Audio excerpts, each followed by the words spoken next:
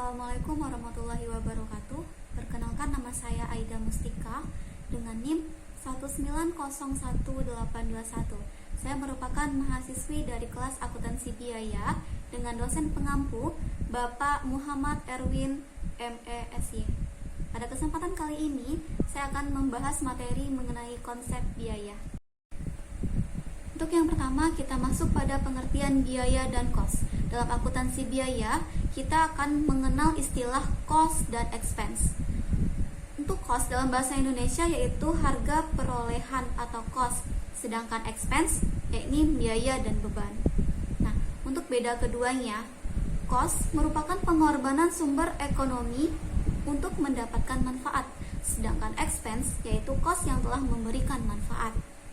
Pada cost itu dicatat pada laporan keuangan neraca pada posisi aset, sedangkan di expense dicatat pada laporan laba rugi yang mengurangi pendapatan. Baiklah, kita lanjut pada contoh kasus. Yang pertama yaitu Tuan A melakukan pembelian kayu jati yang akan digunakan sebagai bahan dasar pembuatan furniture sebanyak 40 meter kubik dengan harga 4 juta rupiah. Harga 4 juta rupiah ini bisa kita katakan dengan cost. Kemudian setelah membeli kayu tersebut, Tuan A melakukan pengolahan atas kayu dengan hasil akhir berupa meja dan kursi sebanyak 40 unit. Biaya yang dikeluarkan untuk pengolahan ini sebesar 2 juta rupiah. Nah, biaya yang 2 juta rupiah ini Oke, untuk pembahasan selanjutnya kita masuk pada objek biaya. Untuk objek biaya, unsur berupa apapun yang kepadanya biaya diukur dan dibebankan. Nah, objek biaya ini sangatlah penting karena digunakan untuk penentuan biaya produk ataupun pembuatan keputusan serta evaluasi kerja. Objek biaya dapat berupa produk, pelanggan, departemen, dan aktivitas. Bisa kita lihat contoh gambar. Yang pertama itu adalah sebuah produk. Untuk membeli sebuah televisi, tentunya kita harus terfokus pada objek biaya yaitu televisi, objeknya. Kemudian ada objek biaya pelanggan. Nah, untuk menentukan biaya suatu di wilayah, kita bisa lihat dari pelanggannya. Kemudian kita masuk pada biaya departemen. Untuk menilai kinerja sebuah departemen, kita bisa melakukan objek biaya pada suatu departemen. Dan yang terakhir adalah objek biaya aktivitas. Nah, objek biaya aktivitas ini yaitu seberapa biaya yang kita keluarkan untuk satu aktivitas. Objeknya ada. Baiklah, selanjutnya kita masuk pada klasifikasi biaya. Pada klasifikasi biaya, kita akan membahas hubungan biaya dengan produk, hubungan biaya dengan volume kegiatan, elemen biaya produksi, serta fungsi pokok perusahaan. Baiklah, yang pertama kita masuk pada hubungan biaya dengan produk. Di hubungan biaya produk ini ada biaya langsung dan biaya tidak langsung, di mana biaya langsung yaitu dapat ditelusuri ke produk, sedangkan biaya tidak langsung yaitu tidak dapat secara langsung ditelusur ke produk. Nah, kita bisa lihat contoh produk di sini adalah ban.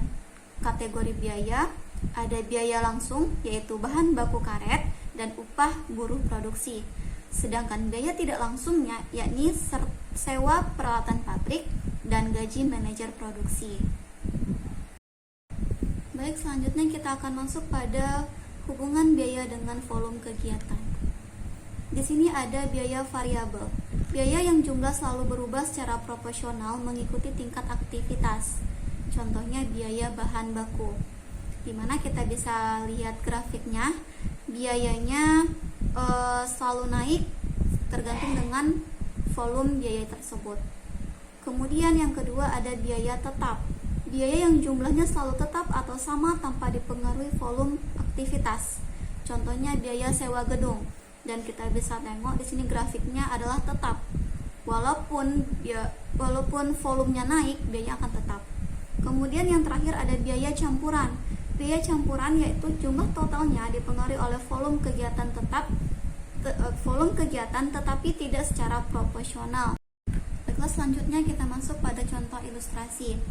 Nah, di sini ada biaya variabel, misalnya suatu perusahaan untuk memperoleh satu baju, yaitu 1 meter baju itu membutuhkan biaya 20.000.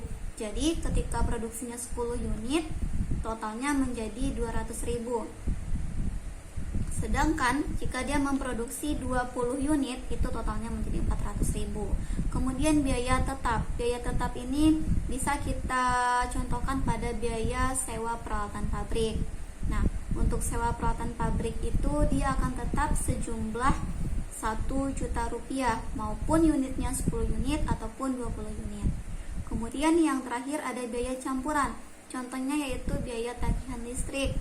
Nah, pada biaya tagihan listrik ini untuk 10 unit baju itu dia akan dikenakan biaya sebesar 700.000, sedangkan pada 20 unit baju itu dia dikenakan biaya sebesar 1.200.000.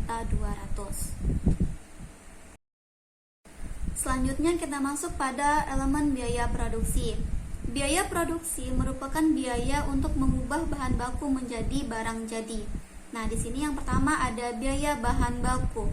Besarnya nilai bahan baku dimasukkan ke dalam proses produksi untuk diubah menjadi barang jadi. Contohnya biaya kertas. Kemudian yang kedua ada biaya tenaga kerja. Besarnya biaya yang terjadi untuk menggunakan tenaga kerja karyawan dalam mengerjakan proses produksi. Terdapat biaya kerja langsung dan tidak langsung. Yang C yaitu biaya overhead pabrik. Biaya yang terjadi di pabrik selain biaya bahan baku maupun biaya tenaga kerja langsung, yaitu bahan penolong dan biaya tenaga kerja tidak langsung. Baiklah, kita masuk pada ilustrasi. Nah, ini merupakan data produksi tas kulit perusahaan Melati September 2012 ya, tahun 2012. Yang pertama yaitu bahan baku berupa kulit yang digunakan untuk membuat tas dalam sebulan tercatat sebesar 4 juta rupiah. Bahan penolong berupa benang jahit yang digunakan untuk membuat tas tercatat sebesar 400.000. Yang kedua, upah buruh pembuat pola dan penjahit tas dalam sebulan itu 3 juta rupiah. Gaji mandor yang mengawas kegiatan produksi sebesar 1 juta rupiah. Gaji pegawai bagian administrasi dan pemasaran masing-masing sebesar 1.200.000, 1.200.000 dan 800.000. Yang ketiga, jumlah pajak bumi dan bangunan yang dibayar adalah 750.000 sebanyak 40% dialokasikan ke pabrik dan masing-masing 30% dialokasikan ke administrasi dan pemasaran. Yang keempat, jumlah pemakaian listrik 600.000 sebanyak 50% dialokasikan ke pabrik dan masing-masing 25% dialokasikan ke administrasi dan pemasaran. Yang terakhir, jumlah depresiasi aset tetap adalah 400.000 sebanyak 200.000 dialokasikan ke pabrik dan sisanya dialokasikan ke administrasi dan pemasaran, masing-masing dengan jumlah yang sama.